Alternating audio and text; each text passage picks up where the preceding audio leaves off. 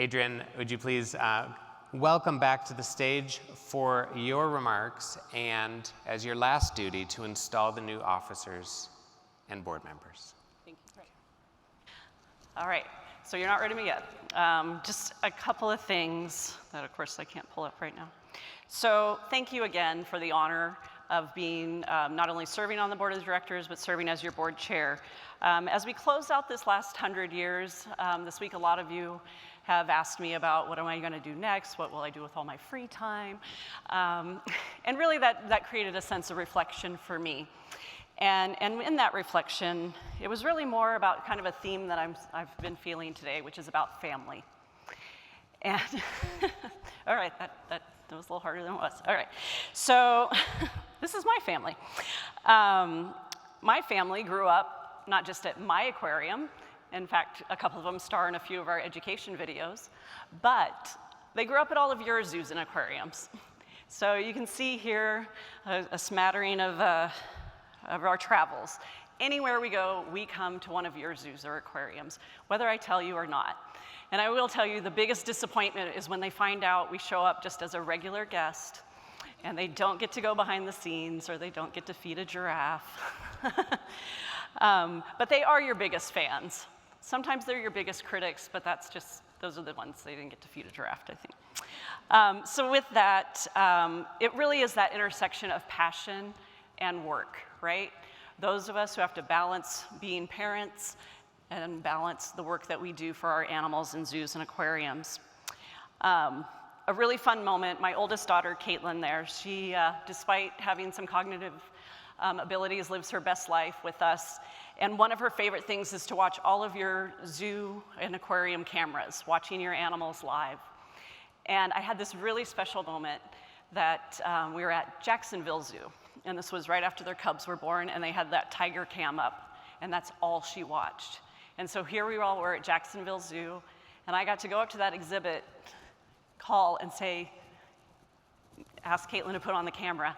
And there I was waving at her from across the exhibit, right? So I made that connection because of technology. And I know we kind of struggle with that, but those are the types of connections that we can still have and still have technology in the game. And as usual, I wrote this, 10 minutes ago. So much so, the two youngest there, they just moved to college. And the very last thing that we did together as a family was visit the Kansas City Zoo.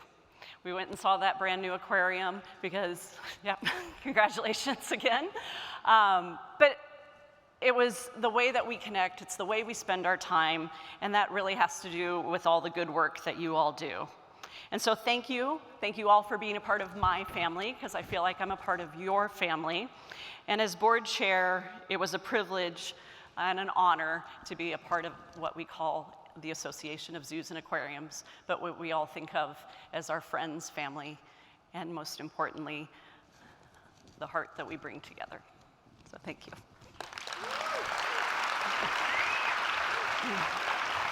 All right. So, I also get the honor and privilege to install the next group of leading you forward into the association. So will the following persons please come to the podium?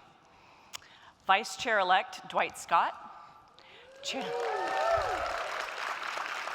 Directors-elect Carrie Lewis, Dr. Luis Padilla, and Lisa Peterson.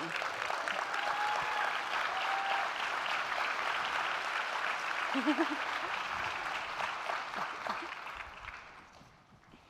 on up.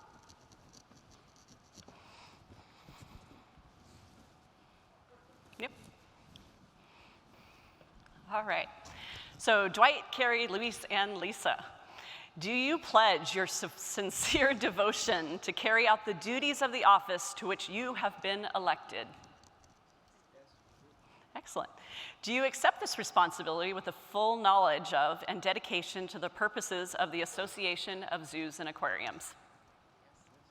Congratulations. May your terms be successful and very gratifying. Thank you. All right. Thank you. Congrats. Thank you. Oh, sorry. Thank you.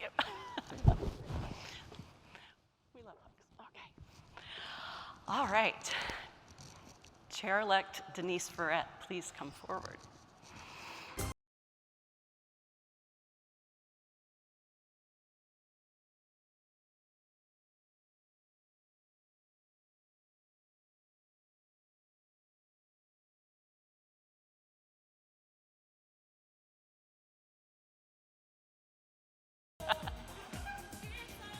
All right, Denise, you are assuming, I feel like I'm so far away from you.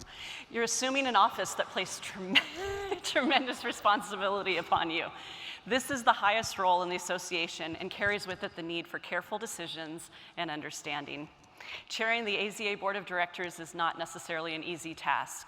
Are you mindful of the honor, trust the honor the members have bestowed upon you, and do you accept this challenge? Yes, I do. Denise, congratulations. You are now installed as the 100th chair of the Associations of Zoos and Aquariums. Congratulations. Hold on.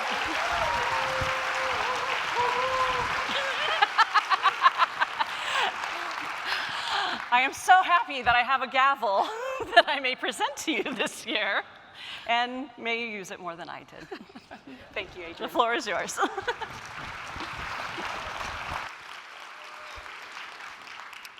Thank you, Adrienne, for that swearing in and introduction. Thank you to the City of Calgary for being an amazing host of this year's conference.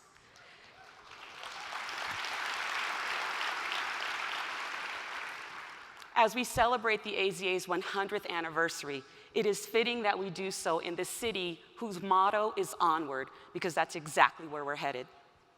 Esteemed colleagues and honored guests, thank you. Thank you for entrusting me with the profound privilege of serving as the 100th chair of the esteemed Board of Association of Zoos and Aquariums. As I make my speech before you today, you may hear my emotions come through, for which I do not apologize.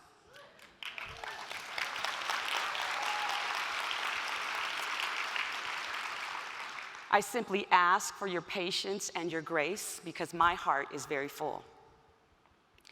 As I stand before you today, I am acutely aware of the weight of history and the significance of this moment.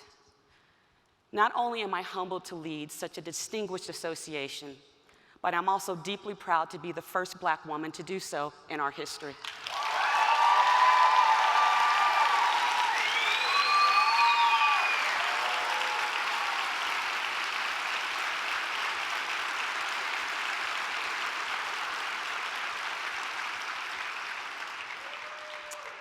This milestone is a testament to the progress we have made and a reminder of the work that still lies ahead to ensure equity and inclusion in this profession. I must take the time to acknowledge my family, who I love and cherish. When I started my zoo career, my children were 1 and 3 years old. Today, they are 25 and 27. In my nearly 25 years in this profession, my husband, Anthony, has been my biggest champion and supporter. He is my rock and my everything. And when the days aren't easy, and yes, there are those days, he makes it all right, no matter what. I want to thank the entire LA Zoo and Glaza staff here with me today, and those back home who work every day with pride, passion, and purpose, giving me my daily dose of inspiration.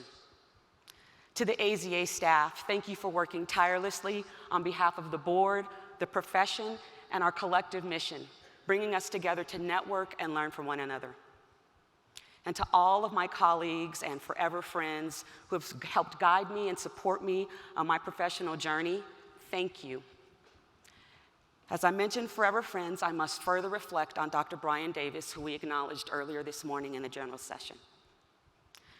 Brian was one of my closest friends in this profession. I can still hear his incoming chair acceptance speech, and of course, who can forget his outgoing chair acceptance speech, which we got a glimpse of earlier this morning, reminding us to buckle up and get ready for the work. I am so grateful, and my life was so enriched having Brian as a part of it, a colleague and a trusted friend. He truly had a lasting impact on our profession. We lost a giant, but he will never be forgotten. For each and every one of you, I continue to be in awe of what we have accomplished together so far. The path and journey forward is long and full of obstacles and distractions, but we must never tire of the work to be done as we do our part to protect wildlife and ensure that our animals, our staff, and our communities thrive. As we have gathered here today, it is fitting to reflect on the remarkable evolution of zoos and aquariums and the pivotal role of the AZA. Now grounded in principles that include care, conservation, and education, AZA-accredited zoos have embraced a shared commitment to excellence, ethical stewardship, and the preservation and protection of nature in our own backyards and in faraway places around the world every day. As I think about my own journey through life and my professional career, I am struck by how my story in many ways mirrors the evolution of zoos and aquariums. From my upbringing in Los Angeles, navigating spaces where diversity was sometimes lacking, to overcoming barriers and stereotypes, each challenge has been a stepping stone. My journey, like that of zoos and aquariums, has been one of transformation and growth, guided by resilience, authenticity, and a steadfast commitment to making a difference. This being AZA's centennial year, it is important to understand our past and the path we've traveled to where we got to today. Zoos and aquariums began as menageries meant for entertainment. They provided the public with an opportunity to see exotic animals and oddities from around the world, captured and caged with little knowledge of the complexities of properly caring for our charges.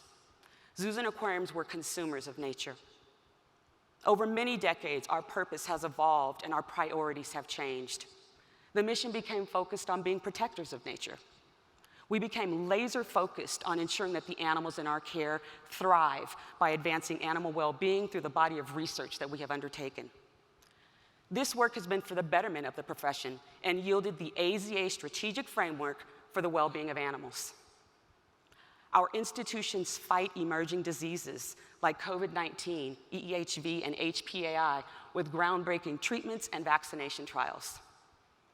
We have doubled down on our conservation efforts, both locally and around the world, embracing safe and strengthening our power to save animals from extinction.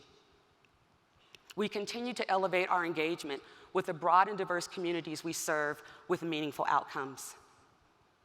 Exhibitry has advanced, incorporating innovative elements of design and intentionally demonstrating the natural habitats in which wildlife live and ensuring meaningful stories are told. Together, we have collaborated and partnered as champions of advocacy and legislative change through the Endangered Species Act, the Big Cat Public Safety Act, the Wildlife Rescue Rehabilitation and Reintroduction Act, and soon, Dr. Ross, the Captive Primate Safety Act.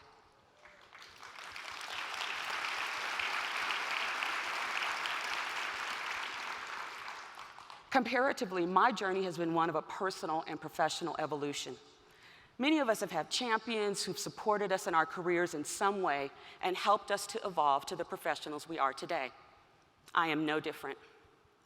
Authenticity is the core value that has been the foundation of me throughout my life and my career. Embracing who I am, my heritage, my lived experiences, and my beliefs has been instrumental in shaping my path and who I am today. The values instilled in me by my mother about making a difference, no matter how large or small, has guided me every step of the way. My mother was not one who believed in making excuses. She firmly believed in doing something. I grew up watching trailblazers like Shirley Chisholm, who shattered barriers in politics, and Maya Angelou, whose literary words continue to inspire today and tomorrow's generations. Their courage and the courage and unwavering authenticity of many other trailblazers paved the way for me to be here and pursue my dreams without compromise, and I'm indebted to them.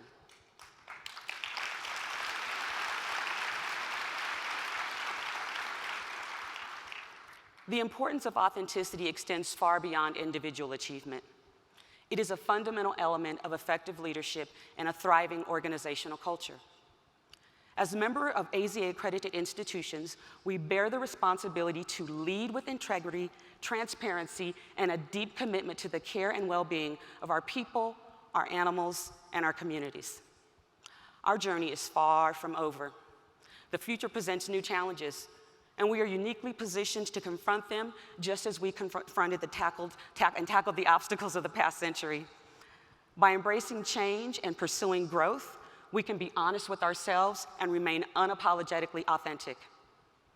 We should view the imperfections of our past as evidence of our potential for change and use that insight to advance our profession with sincerity and faith in our shared purpose. Just as our profession and institutions have evolved into organizations committed to care, conservation, and community, I too have undergone a personal transformation. It wasn't until life revealed my passion for conservation that I fully recognized its power within me. If someone would have asked me 25 years ago if I were a conservationist, I would have said no in 2 seconds flat, because I thought a conservationist had to have a PhD behind its name and work with animals in faraway places I had never traveled to in my life. Similarly, zoos and aquariums a century ago did not fully grasp the extent of their opportunity, impact, and responsibility. It took time for us to realize our potential to make a difference. As we move forward, we must continue to evolve. We must strive to be authentic advocates of nature and trusted community resources as we realize our destiny, because we are all conservationists. As we chart the course for the future, it is imperative that we remain steadfast in our commitment. Climate change, habitat destruction, wildlife trafficking, and human behavior are among the urgent issues threatening biodiversity and our planet's future. AZA-accredited institutions are at the forefront of these efforts, and they're addressing them through innovative research, breeding programs, boots-on-the-ground conservation programs, education initiatives, and practices that foster empathy for wildlife. But how do we build support for our important work and invigorate the millions who come through our doors every year? AZA's new strategic plan includes the promise to tell powerful stories and inspire action through the work of AZA-accredited zoos and aquariums. This is more than just marketing and self-promotion. It's about amplifying our work, our influence, and our impact. Fulfillment of this promise falls on the shoulders of everyone within our organizations. We must continue to share narratives that showcase our commitment to the care and well-being of animals, our conservation efforts, pioneering research, transformational educational programming, intentional and meaningful community engagement, and our meaningful collaborative partnerships. These stories inspire public trust and support, raise awareness about the critical roles that zoos and aquariums play in safeguarding biodiversity, and will ensure that we remain relevant in the eyes of our stakeholders and audiences. Let us embrace every manner of storytelling and harness our power to narrate our stories and captivate our audiences. Equally important is the promise to advance diversity, equity, access, and inclusion practices within our profession. Our commitment to diversity extends beyond race and ethnicity. These are not one-size-fits-all practices, but rather should represent our individuality. Diversity of thought, ability, background, and experiences leads to idea creation and problem solving. Diversity in all its forms is our strength, and inclusion is our responsibility. By embracing diverse perspectives and fostering inclusive environments of belonging, we fortify our organizational cultures through innovation and employee engagement, and also strengthen our ability to further our missions, achieve our goals, and serve all of our audiences. AZA-accredited institutions must collaborate and share best practices, mentor emerging leaders from different backgrounds, and advocate for policies that promote equity and accessibility. By doing so, we are keeping the promises we've made and becoming the most authentic versions of ourselves that we can be. Looking ahead, I am filled with optimism for the future of AZA and our mission. For 100 years, this profession has seen profound change for the better. Together, we can build upon our rich legacy, embracing the new strategic plan and upholding our promises with focus and determination, knowing that our work not only enriches lives, but also ensures a sustainable future for people and wildlife to thrive together. Thank you all for your dedication, your passion, and your commitment to our profession. I am deeply honored to serve as your 100th AZA Board Chair for the coming year. And I would like to close by sharing a quote from our colleague and my dear friend, Dr. Brian Davis. Your collective ideas have the power to change lives, save lives, and show the world that aquariums and zoos are beacons of hope for the conservation and preservation of animals, communities, and global ecosystems. Let's continue to shape the future together. I am so proud to be a part of our profession. Let us embrace the power of hope and our capacity to make a difference for the next 100 years. It's in our nature. Thank you, and I hope you enjoy the rest of the conference.